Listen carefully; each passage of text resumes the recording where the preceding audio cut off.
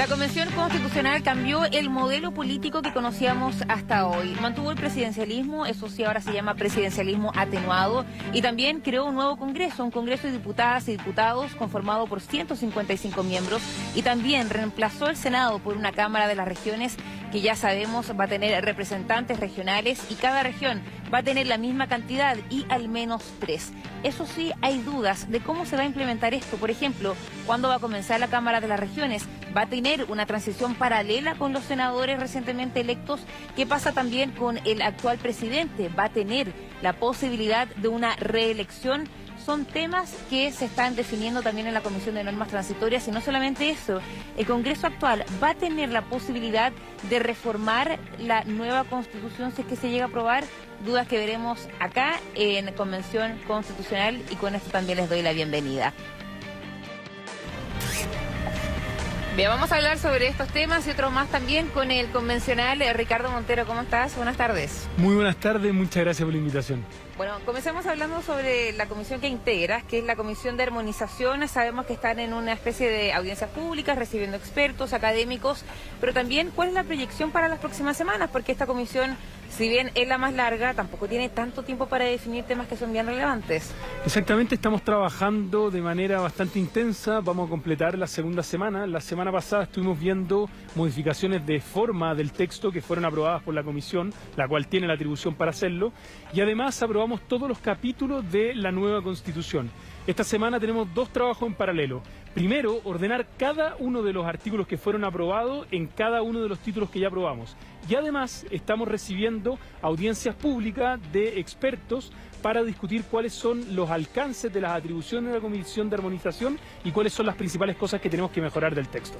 Uno de los debates que se ha puesto sobre la mesa es finalmente el rol que va a tener la comisión y si es que va a eventualmente poder llenar vacíos con temas que han sido rechazados anteriormente en el Pleno. Una de ellas, por ejemplo, la insistencia del Congreso de Diputadas y Diputados. ¿Crees que, por ejemplo, en ese caso tendría este rol la Comisión de Armonización de llenar ese vacío? Creo que si algo ha demostrado las audiencias públicas y el debate que hemos tenido es que es un debate precisamente abierto. Entonces, lo que vamos a tener que hacer es calificar caso a caso y ver en casos específicos si tenemos la atribución o no. Por ejemplo, en ese caso hay que analizarlo, hay que ver el contexto general de la tramitación de norma y si esa instancia es posible o no. Pero pongo otro ejemplo, si hay dos artículos que son similares, ¿podemos suprimir uno sí o no? Yo soy de la idea que sí, pero si se hace una interpretación estricta no podríamos sacar nada del texto. Entonces creo que tenemos que ir amoldando la interpretación dentro de los marcos que establece el reglamento para poder ir aplicándolo a casos concretos. Hablemos de normas transitorias, sé que no integras esa comisión, pero sí es un tema relevante que finalmente va a llegar a la Comisión de Armonización, ¿cierto? Si es que es aprobado, obviamente. Uno de los temas que se ha planteado, porque hasta anoche era el plazo para ingresar estas indicaciones por parte de los integrantes de la Comisión de Normas Transitorias, se ha establecido, por ejemplo, que la Cámara de las Regiones comience ya en su totalidad el 2026. Y escuchábamos recién al presidente del Senado, Álvaro Elizalde, diciendo que no estaba muy a favor de eso, que él esperaba que se respetara finalmente los 8 años de los recientemente electos senadores. ¿Cuál es el argumento para que el 2026 comience la Cámara de las Regiones de lleno? Lo primero es dejar claro que esta es parte de la tramitación. Como es siempre acá en la convención, parte en una comisión, se llega a acuerdos, hay un debate. Esas indicaciones tienen que ser votadas en comisión y luego pasan al Pleno. Y es el Pleno el que acepta o rechaza. Si acepta, pasan a la Comisión de Armonización. Si rechaza, vuelven a la Comisión de Normas Transitorias para una nueva propuesta. Lo segundo, hay ciertas normas del juego que fueron establecidas por el Congreso, en gran medida por diputados y senadores que hoy día están en ejercicio. Y esas normas incluyen, por ejemplo, la norma en que está compuesta esta convención, con listas de independientes. O, por ejemplo, en el artículo 138, inciso tercero, que señala que si se suprimen o hay objeto de modificaciones sustanciales en los órganos, se puede poner término anticipado a estos mandatos. Entonces, esta es una atribución que no viene dada desde la Convención, sino que viene dada precisamente desde el Congreso y está dentro de las facultades, que es lo que corresponde que esa propuesta de indicación sea votada en la Comisión y después sea debatida en el Pleno. Pero me imagino que estás a favor de que la Cámara de las Regiones comience en 2026, ¿no? ¿Cuál es el argumento principal para que eso suceda y no se elija, por ejemplo, otro escenario que también se ha escuchado, de que hayan como una especie de transición paralela con senadores vigentes y también con estos representantes regionales? Yo creo que hay que hacer una distinción. La primera, ¿está dentro de las atribuciones de la Convención hacer esto? Sí está. ¿Por qué? Por las normas que el propio Congreso nos dio en la reforma constitucional. La segunda es ver cuál es la forma de transición que nos entregue estabilidad por un lado, pero por el otro también nos permita generar los cambios que son necesarios. ¿Y cómo se hace eso? Viendo alguna propuesta que pueda sumar en el Pleno los 2/3. ¿Por qué? Porque si no tenemos una propuesta de norma transitoria de 2/3 en el Pleno, la Constitución rige en actum. Y eso significa que hay que apurar todos los procesos. Hay que buscar un punto medio que le haga sentido a 2/3 de las y los convencionales. ¿Cómo toman ustedes el hecho de que haya senadores, Álvaro Elizalde siendo uno de ellos, del Partido Socialista, que no estén a favor de lo que los integrantes del colectivo socialista han firmado? Nosotros estamos en una discusión democrática y cada uno está dentro de los espacios de representación que le toca participar. Yo quiero insistir en que nosotros estamos trabajando con normas que el propio Congreso diseñó y que están dentro de nuestras competencias. El Congreso tiene la legítima prerrogativa de participar en este debate y de manifestar su opinión en cada uno de los puntos. Ahora, los que tienen la facultad de aprobar normas transitorias es el hemiciclo con los 154 convencionales. En las normas transitorias también se estableció el hecho de que el actual Congreso pueda reformar o ingresar reformas constitucionales, pero con un quórum de 2/3, que es un quórum realmente muy alto. Actualmente existe este quórum, pero para ciertos temas y para otros son 3/5, si no me equivoco, ¿cierto? ¿Por qué se ha decidido que para el actual Congreso tenga que regir este quórum para todos los temas? Yo creo que este es parte del debate, insisto, esto todavía no se vota ni siquiera en comisión y hay que darle una vuelta. Pensar que los que vinimos acá para tratar de hacer más flexible la reforma constitucional vamos a terminar equilibrando hacia arriba y dejando todo en 2/3, me parece que es un tema a lo menos que hay que discutir. ¿No estás de acuerdo? Yo creo que es un tema que hay que discutir. Acá insisto, da lo mismo qué opino yo, incluso qué opina mi colectivo, porque necesitamos 2/3. Ese es el debate. Me interesa qué opina el colectivo socialista y me interesa qué opina Ricardo Montero en este tema. El debate está, como bien señalaste, en la Comisión de Armonización de Transitoria, de la cual yo no soy parte. Primero tiene que estar el debate dado ahí, y ahí nosotros reconocemos las competencias de la y los compañeros para tener primero el debate ahí, en la comisión, y luego pasar en el pleno. Cuando toque el pleno, cuando toque en el pleno, yo creo que el colectivo va a tener que posicionarse de cómo venga eso. A mí me hace ruido equilibrar quórum como la Constitución del 80 en su expresión más alta, que son 2/3. Y también me hace cierto ruido el tema del juego democrático. Esta convención tiene fecha de vencimiento y ese día es el 4 de julio. Ahí nosotros desaparecemos y parte el juego democrático en que hay un ejecutivo que ya está electo, hay un congreso que ya está electo, y me alegra que estemos discutiendo en base a un piso de 4 años en que se respeten esos mandatos. Y sin reelección además para el actual presidente. Sí, que creo que es consistente con la norma. Si vamos a aplicar las normas de elección para todas las autoridades, por cierto que tiene que aplicar para el presidente, que puede ir en un periodo discontinuo, pero que no puede ir a la reelección. Estaba leyendo las indicaciones y no aparece este tema de los decretos con fuerza de ley que hemos contado a las personas durante esta semana y la semana pasada en Antofagasta, que ha tomado harta fuerza. No está este decreto con fuerza de ley para, por ejemplo, temas relacionados a los derechos sociales. ¿Por qué no? Porque, bueno, no eres parte de la comisión, pero ¿crees que se debería haber, bueno, me imagino que no, pero ¿crees que es correcto que no haya decretos con fuerza de ley para derechos sociales o temas más sustanciales? Primero, un criterio general. Nosotros vinimos a esta convención para poder redistribuir el poder y equilibrarlo. Cualquier cosa que avance en concentrar poder, en principio yo no voy a estar de acuerdo. Acá se entrega poder principalmente desde el presidente a las regiones, se equilibra con el Congreso. Entonces, concentraciones de poder a mí, por regla general, no me gustan. Ahora hay dos extremos que creo que no tienen la razón. Uno dicen, hagamos todo a través de decreto, ley. Y creo que esa no es la forma. La forma de implementar una constitución no puede ser a través de concentración y de decretos con fuerza de ley. Pero por otro lado, hay otros que asimilan un decreto con fuerza de ley a dictaduras o régimen autoritario, cuando excepcionalmente sí se utiliza desde la Constitución de 1925. Entonces, de forma excepcional y limitada puede ser una herramienta. Como herramienta general de administración, por ningún motivo. Pero como administración, sí. Como herramienta general de implementación de la Constitución, yo estoy en desacuerdo. Okay. En materia administrativa acotada, específica y con requisitos, hay que analizar caso a caso. Uno de los temas, bueno, y una de las grandes preguntas es cómo asegurar que la nueva Constitución, si es que se llega a aprobar, no quede en letra muerta. Es decir, que haya, por ejemplo, proyectos de ley que estén años y años tramitándose en el Congreso. ¿Cómo asegurar que eso no suceda, que los cambios se puedan implementar en un tiempo razonable? A ver, ya hay cambios fundamentales que tenemos inmediatamente con esta convención en materia de quórum, en materia de redistribución de poder, en materia de regionalización. Esos son los cambios esenciales, paridad, medio ambiente, hay cambios base que son ya estructurales. Ahora hay que tratar de implementarlo y ahí insisto que los órganos tienen funciones y las funciones están delimitadas. El de la Convención Constitucional termina el 4 de julio y tenemos la misión de presentar una nueva Constitución. Eso incluye las transitorias, por cierto, pero no es atribución de esta convención dejar todo amarrado de lo que va a pasar en los próximos años hacia adelante. Hay que entregar esto al juego democrático. O sea, hay que confiar finalmente en el rol del Congreso. Nosotros asumir nuestro rol, que por cierto incluye transitorias, pero también entregar el rol que le corresponde al Congreso y también al Ejecutivo. Pero ¿cómo se garantiza que no queden letras muertas? Es decir, que no haya una tramitación. Tú dices una tramitación extremadamente larga. ¿Eso no es rol de la Convención?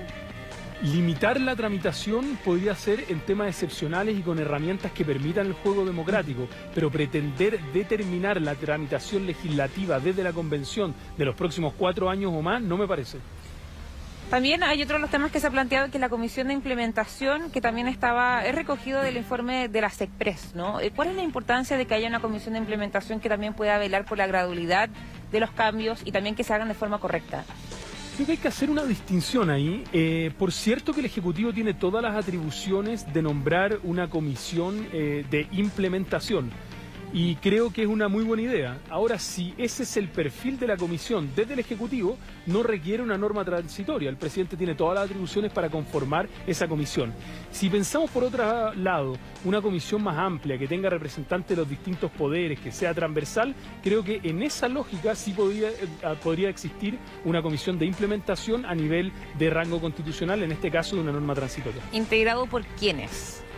Yo creo que si es amplio y si es de diferentes poderes del Estado y diferentes órganos se justifica. Por otro lado, si es un órgano simplemente del Ejecutivo, no requiere rango constitucional, no requiere una norma transitoria y está ya dentro de las atribuciones del presidente. Ricardo, bueno, vemos que estás con el borrador. Siempre. Sí, estamos ahí, ya lo leyó, está ya anotado, está con el lápiz ya subrayando, bien estudiado, ¿cierto? Exactamente, en eso estamos y siempre dando una segunda vuelta. Ahora, que lo has leído completo con estos 499 artículos, ¿qué te parece el texto en general y qué extrañas? ¿Qué te hubiera gustado que hubiese estado en este texto? A ver, lo primero, me pone muy feliz de poder estar discutiendo sobre esto, un texto específico. Uno de los grandes problemas que tuvimos en la convención es que discutíamos de informes que estaban en diferentes etapas. Un informe en una comisión, otro en el pleno, uno que salía, uno que entraba, uno que volvía, y ahora por fin estamos discutiendo sobre un texto. Eso hace mucho más fácil el debate y hace mucho más fácil también poder comunicarlo. Creo que es un texto base consistente. Es un texto base que viene a presentar reformas sustanciales en a lo menos 5 pilares: desconcentración de poder y regionalización, derechos humanos, paridad, medio ambiente y también pueblos originarios. Y además creo que es un texto base que va a ser bien mejorado en las próximas semanas. Tenemos la oportunidad en armonización, en transitorias y en preámbulo de seguir perfeccionando este texto y creo que vamos a poder entregar un texto consistente y muy potente el 4 de julio. ¿Algo que extrañas? Algo que extraño, creo que hay que darle una vuelta más al tema de la reforma constitucional. Es complicado dejar al mismo rango una reforma constitucional que por su propia lógica no puede estar al mismo rango que el legal, y creo que es una discusión súper pertinente que tenemos que tener en la Comisión de Armonización. ¿Te refieres al hecho de que no hay nada explícito del quórum, cierto? Porque hay algunos convencionales que lo interpretan. ¿Hay quórum? Porque Constanza Gómez decía que no se puede interpretar, que hay un vacío, y otros dicen que ya se interpreta como mayoría. No, hay que hacer una distinción. De acuerdo a cómo quedó, hay un grupo de normas que se podrían cambiar por el quórum de mayoría de los presentes. Otro grupo de normas por mayoría en ejercicio. Después hay que hacer una distinción de ciertas materias sustanciales que tendrían que ir a un referéndum, y después el cuarto caso, o la cuarta hipótesis, sería aquellas que ya tengan 2/3 y que se puedan reformar. El problema está en que si existe una equiparación de reforma legal, incluso aunque sean materias que no sean de tanta relevancia en la Constitución, se puede producir una contradicción con normas que sean similares, porque tendría una norma contenida en la Constitución el mismo quórum de reforma que, por ejemplo, una ley. Entonces creo que esa es una inconsistencia que hay que subsanar en la armonización. Perfecto. Ahora, la última semana, últimos días, hay convencionales, incluso parlamentarios políticos de derecha, que han dicho que el gobierno ya tiene que comenzar a pensar en alternativas por si gana el rechazo. Hemos escuchado que incluso se ha planteado la posibilidad de evaluar una nueva convención y que además se baje este quórum de 2/3. ¿Qué te parece que ya hay sectores que están impulsando o presionando para que ya se estén evaluando estas alternativas? Yo creo que la democracia y los acuerdos no pueden ser como a uno le convenga ni cuando a uno le converga. La misma derecha que participó del Acuerdo de Paz y Nueva Constitución estableció un proceso que nosotros como convencionales hemos respetado de inicio y lo vamos a respetar hasta el fin. Y eso contempla dos opciones: apruebo una nueva Constitución o rechazo. Ese proceso hoy día está en curso. Yo soy un convencido de que va a ganar el apruebo y vamos a tener una nueva Constitución. Pero intentarlo sabotear por secretaría o buscar salidas que lo único que hacen en el fondo es debilitar el proceso, no me parece una herramienta democrática que sea de buena fe. Dices que estás convencido de que va a ganar el apruebo, pero en las últimas encuestas se ha mostrado que durante 8 semanas consecutivas aproximadamente la CADEM ha mostrado que el rechazo está por sobre el apruebo. ¿Tomas esta encuesta como algo que podría definir quizás el rumbo de la convención? ¿Crees que los meses que faltan podría cambiar también estas estadísticas o no? Encuestas en particular no, tendencias de todas las encuestas sí. Obviamente nos preocupa de que vaya avanzando el rechazo, de que haya mucho indeciso, pero creo que precisamente esta va a ser la mejor herramienta. Tener un texto definido sobre el que podamos discutir, sobre el que podamos acotar las mentiras que también aparecen en redes sociales y sobre el que podamos tener un debate, estoy seguro que le va a dar la confianza necesaria a la ciudadanía para salir a apoyar en el plebiscito de salida la opción del apruebo. Y última pregunta, esto es ya a priori, ¿no? Pero la Comisión de Armonización eventualmente podría reducir la cantidad de artículos.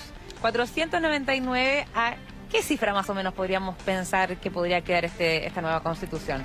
El debate de números yo no creo que es tan bueno. Yo quiero reducirlo, pero quiero reducirlo porque hay redundancias, porque hay cosas que se pueden escribir mejor, de forma más simple, y ese es el sentido, no cambiar el fondo de los artículos. Yo estoy convencido que vamos a reducir varios artículos, pero tampoco desdramatizo, no me preocupa si va a ser 490 o 400 o 350, creo que ese no es el fondo. El fondo va a estar dado por la calidad de este texto que estamos presentando, por la calidad de la nueva Constitución.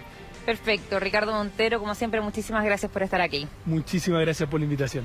Y nosotros vamos a una breve pausa comercial y a la vuelta vamos a seguir conversando con la constituyente Constanza Uve sobre estos mismos temas.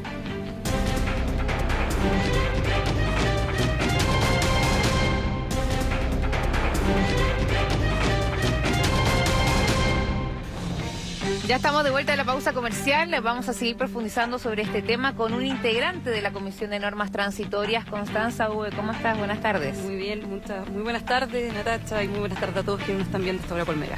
Bueno, hasta ayer tuvieron plazo para ingresar a estas indicaciones. Vamos por Chile ingresó las suyas. Vamos a ir hablando sobre eso. Uno de los temas que ustedes han establecido, por ejemplo, tiene que ver con el rol o la implementación más bien de los derechos sociales si es que se llega a aprobar esta nueva Constitución.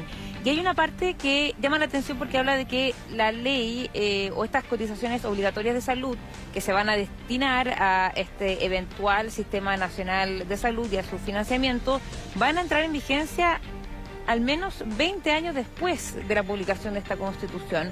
¿Por qué se ha tomado esa decisión de que pase tanto tiempo para ya comenzar con el financiamiento como tal de este Sistema Nacional de Salud? Es tanto el desmembramiento institucional que se está generando respecto a la estructura social, particularmente en materia de salud, en materia de pensiones, en materia de educación, que lo mínimo que esperamos, sobre todo en un tema tan sensible como la salud, es de que al menos la posibilidad de elegir que hoy día tienen las personas respecto de si pueden ir a que sus cotizaciones vayan a un sistema privado o bien vayan a un sistema público, puedan tener un margen de tiempo más o menos razonable, y si es que ya se quiere implementar un sistema único de salud, bueno, que tenga un tiempo razonable para que ese sistema finalmente pueda tener la cobertura suficiente y también los recursos suficientes, porque evidentemente que esto es imposible que se pueda implementar en un corto tiempo. Ahora, una de las demandas de las personas es salud, es educación, es pensiones, lo vimos en el estallido social. ¿No crees que eso pueda generar quizás cierta impaciencia por parte de la ciudadanía al ver que hay que esperar tanto tiempo para que se comiencen a implementar los cambios? Lo que pasa es que las personas, y tú creo que diste en el clavo en eso, grandes demandas sociales tenían que ver con pensiones, con salud, con educación, con derechos sociales, pero no, las personas no querían derechos sociales con trampa o derechos sociales con una letra chica que es más grande que el titular. O sea, la gente está cansada de la letra chica, eso te lo dicen permanentemente, y claramente que las personas que salieron a la calle en octubre, noviembre del 2019 no querían dejar de ser propietarios de sus ahorros previsionales o no querían que se limitara su libertad para poder elegir entre colegios particulares subvencionados o estatales, o no querían tampoco que se cercenara su libertad para poder elegir si se quieren atender en una institución pública o privada en materia de salud. Pero de todas formas, el tiempo de la implementación, si ya queda esta nueva constitución, la gente igual va a esperar cambios. Esperar 20 años parece mucho tiempo, pero ¿tú crees que eso es razonable en el fondo para comenzar esta transición? Lo que pasa es que al final, cuando tú estás esperando un cambio positivo, es decir, que lo que tienes se mantenga y ojalá tratar de mejorar lo que tienes, obviamente que 20 años es mucho tiempo, pero cuando lo que viene es algo muy complejo que va a terminar afectando la libertad de las personas, bueno, lo mínimo que podemos estar es como preparados como país para tratar de que ese sistema no termine afectando la vida diaria de la ciudadanía, la vida diaria de las personas. ¿Es responsable entonces que por parte de la Convención ya se comience a advertir a la ciudadanía que los cambios no son de la noche a la mañana? A mí me parece, bueno, y esto lo hemos dicho en varias oportunidades, independiente de lo que estamos presentando nosotros, que probablemente va a ser rechazado, no me cae ninguna duda, esta Constitución va a ser mala ahora, va a ser mala en 5 años más o va a ser mala en 10 años más. O sea, no es una buena Constitución. Ahora también con las indicaciones que se presentaron en materia de normas transitorias va a quedar bastante claro de que no hay manera de poder arreglar lo que hoy día ya está aprobado, estos 499 artículos. Te refieres a las indicaciones de la izquierda, ¿no? De que lo que estábamos hablando recién con el convencional Ricardo Montero, en el fondo de que el actual Congreso va a poder reformar solamente con un quórum de 2/3. Así es. ¿Qué te parece eso, ese quórum que se ha definido? Bueno, me parece que para quienes tenían la esperanza, ¿cierto?, de que la Constitución, el producto de la Convención Constitucional se pudiera arreglar en el camino, bueno, con esto les tengo la mala noticia de que es imposible, ¿cierto? ¿Por qué? Porque se le entrega al Congreso la posibilidad de poder reformar, pero bien atado de manos con un quórum que hoy día es el más alto que se tiene para reformar la actual Constitución. Lo curioso es que es la propia izquierda la que durante décadas estuvo criticando estos quórums altos para reformar la Constitución y son ellos mismos los que ponen este quórum de los 2/3 como manera para poder reformar la Constitución o la nueva Constitución. Claramente la incoherencia de la izquierda es una cuestión constante en esta Convención Constitucional. La semana pasada, si no me equivoco, en la región de Antofagasta, el convencional Fuachain decía que si el Congreso tenía la posibilidad, el actual Congreso tenía la posibilidad de reformar eventualmente esta nueva Constitución, eso podría incentivar el hecho de que la gente aprobara, pero para reformar. Y hoy día nos decía algo completamente diferente, criticaba esto mismo y decía que ahora las personas ya no tenían ese incentivo de aprobar y que probablemente ya estén más destinados al rechazo. ¿Cuál es tu opinión sobre eso? ¿Crees que el aprobar por reformar era una opción y que ya no está? A mí me parece, bueno, de que el aprobar para reformar es bastante poco lógico. O sea, es como decir, tengo que estar enfermo y después me mejoro. ¿Ya? A mí no me parecía lógica esa apreciación, pero si es que se creía eso, ¿cierto?, que es lo que señalaba el convencional Fuachain, de que el Congreso actual, que fue recientemente electo, hace unos meses atrás, pudiera hacer cambios para mejorar el texto, que sabemos que ya está reconocido que es malo, tantos así que te dicen que es bueno que poder arreglarlo, bueno, con esto se impide, con esto ya no queda ninguna opción. Por eso te decía de que para quienes tenían la esperanza de que eventualmente este mal texto que le va a hacer mal a Chile se pudiera modificar con el Congreso actual, con el quórum de los 2/3 se acaba eso. Si no me equivoco, en la lista de indicaciones que presentaron ustedes, no hay alguna indicación en relación a la transición hacia la Cámara de las Regiones, ¿no? No. ¿Por qué no?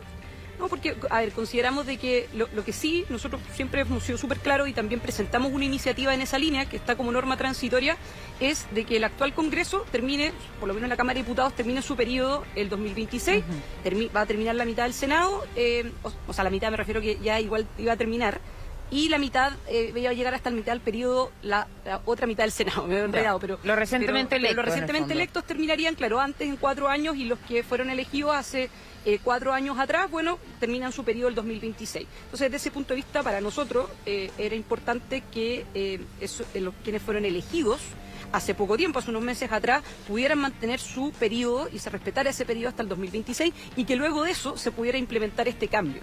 Pero lo que no podía pasar era que la Cámara de las Regiones estuviera conviviendo con el Senado, porque ahí evidentemente que el tema se enreda bastante en cuanto al procedimiento legislativo. O sea, con la indicación que ha presentado la izquierda o algunos colectivos de izquierda están a favor de eso finalmente, que el 2026 comience de lleno esta Cámara de las Regiones. Sí, pero tiene algo de trampa también, porque en el fondo también ya están planteando ciertas reglas respecto de lo que tiene que tener el primer Congreso.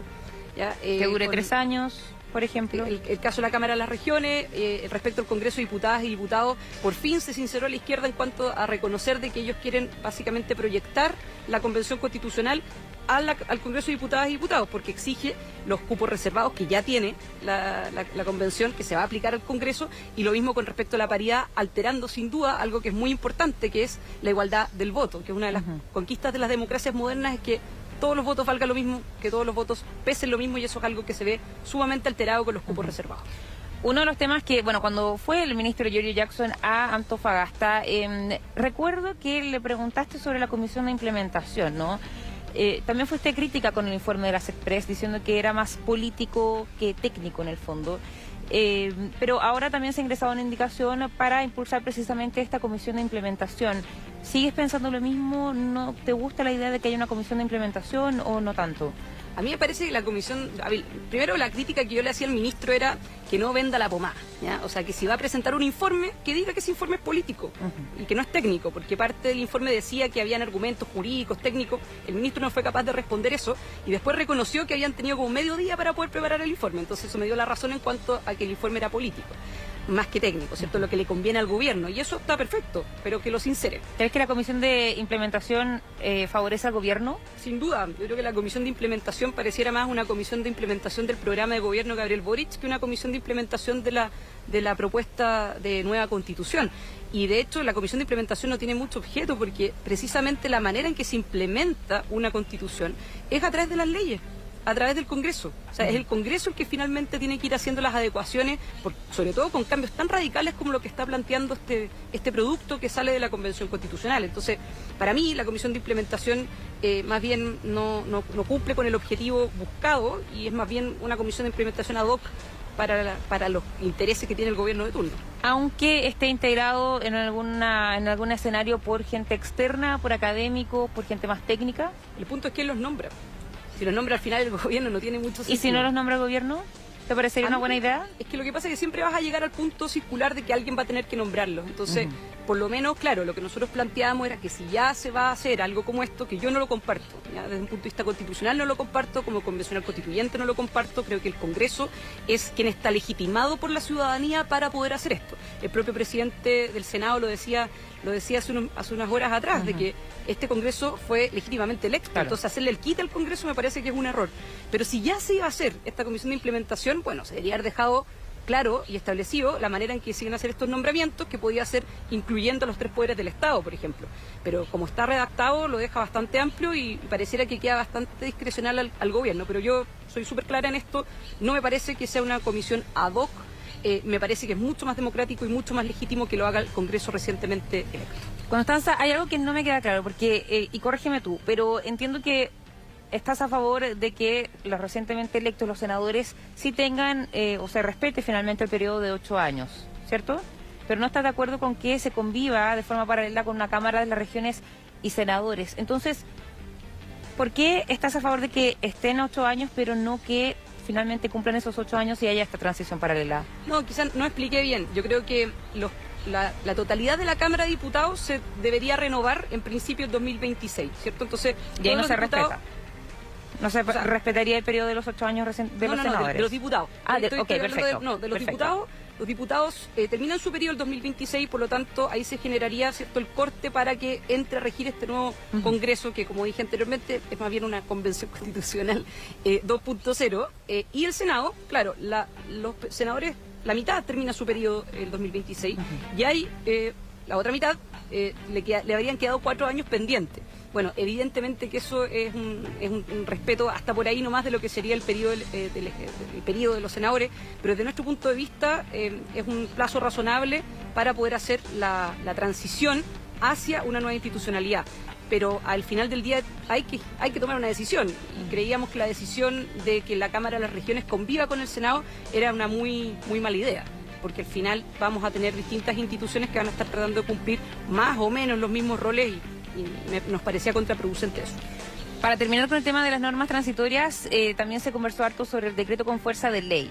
¿Cómo asegurarle a la ciudadanía que ciertos temas no van a quedar en letra muerta? Y realmente en las indicaciones que hemos revisado no se ha buscado establecer estos decretos con fuerza de ley en temas más sustanciales, por ejemplo, los derechos sociales. ¿Crees que, o cómo se puede garantizar que el Congreso no esté mucho tiempo tramitando un derecho social y finalmente las personas se queden esperando una tramitación que nunca llegue o se demore demasiado? Bueno, curiosamente nosotros teníamos una propuesta en esa línea en la Comisión de Derechos Fundamentales y también en la Comisión de Justicia, que era tener una suerte de acción en caso dado que el Congreso se demorara mucho en tramitar, como un recurso, que se pudiera llevar, por ejemplo, a la Corte Constitucional o al Tribunal Constitucional y que se exigiera al legislador tener que dictar leyes que vayan en el cumplimiento de ciertos derechos sociales. Por supuesto que porque viene de nosotros y probablemente no fuimos ni siquiera fue debatida esa iniciativa. Se rechazó en la primera, en el primer round. Pero más allá de eso, teniendo en cuenta ese punto, se podría haber hecho, por ejemplo, establecer una acción, no se hizo, pero sí el Congreso es el encargado de poder materializar esto y desde un punto de vista del decreto con fuerza de ley, a nosotros nos parece súper riesgoso que el Ejecutivo finalmente concentre todo y bastante conveniente que sea justamente este gobierno el que va a terminar materializando todo lo que se pretende. Por eso me hace sentido esto de los decretos con fuerza de ley, más la Comisión de Implementación, que pareciera una institución ad hoc, un traje a la medida del gobierno para implementar su programa. Pero finalmente se ha buscado en los decretos con fuerza de ley administrativos. ¿Eso también te parece correcto, por ejemplo, el traspaso de funcionarios de una institución a una eventual nueva institución?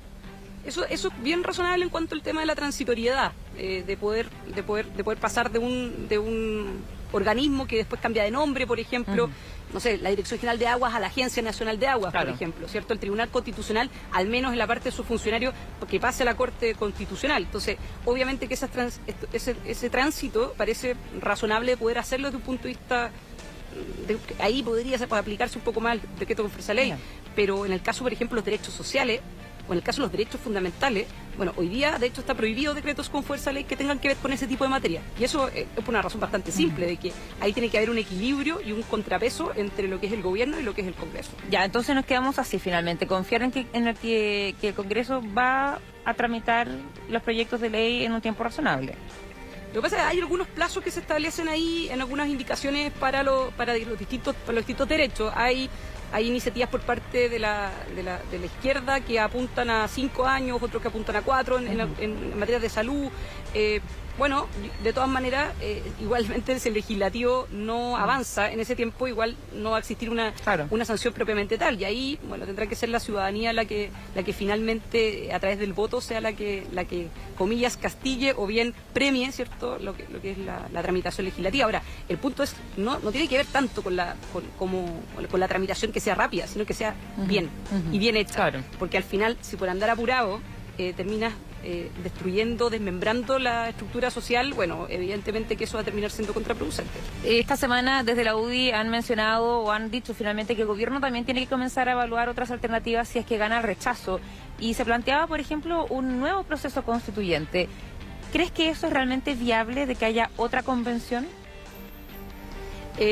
A ver, yo creo que acá lo que está claro, y me parece que también uno tiene que ser capaz de poder adaptarse. Yo, por lo menos, yo voté rechazo, hice campaña por el rechazo. Y después fui convencional constituyente porque estaba convencida de que uno tiene que participar de los procesos y respetar también la decisión de la ciudadanía. Y desde ese punto de vista, el 80% te dijo que quería una nueva constitución. Ahora, el gran punto es si el 80% o bien la ciudadanía, las personas quieren esta nueva constitución, el trabajo de esta convención. Y yo, por lo menos, creo que no es lo que las personas querían. O sea, estaban esperando una cosa y les entregaron otra. Entonces, me parece de que tratar de amarrar el proceso constituyente a este producto me parecería un error. Y es por eso que, desde mi punto de vista, las personas deberían sentir la libertad y la tranquilidad de que, independiente de cómo vayan a votar en septiembre, no tienen por qué tragarse un producto que es malo y que va a ser malo para Chile. Y para eso tú tienes que dar una salida y una alternativa. Y obviamente una salida política podría ser que lo haga el Congreso, que haya una comisión de expertos que después se ratifique por el Congreso y que se plebiscite, o una nueva convención constitucional, pero con reglas parejas, eso sí, no con reglas alteradas. Me parece que todas esas opciones tienen que estar abiertas. ¿Es correcto decir que en el caso de la campaña que se va a venir en unas semanas más, estarías por el rechazo? O sea, nosotros hemos sido súper claros en eso, que nuestra postura, al menos desde el punto de vista institucional, lo vamos a dar el día 4 de julio, una vez que ya se termine todo el proceso, pero evidentemente no es ninguna sorpresa de que tenemos una evaluación muy negativa de lo que ha sido la convención, de lo que ha sido la tramitación, llena de trampa, llena de salto las reglas del juego. Incluso lo hemos visto ahora en las normas transitorias, donde nosotros hicimos un análisis de que la mitad de las normas transitorias son inadmisibles. Y por otro lado, el fondo es una constitución más bien de pasado y no una constitución que mira al futuro, y desde nuestro punto de vista le va a hacer muy mal a Chile, y es por eso que tenemos que buscar alternativas. Bien, Constanza Uve, muchísimas gracias por su tiempo. Muchas gracias, Natacha. Y nosotros nos despedimos, gracias por acompañarnos y nos volvemos a encontrar mañana a partir de las 15:30 horas. Buenas tardes.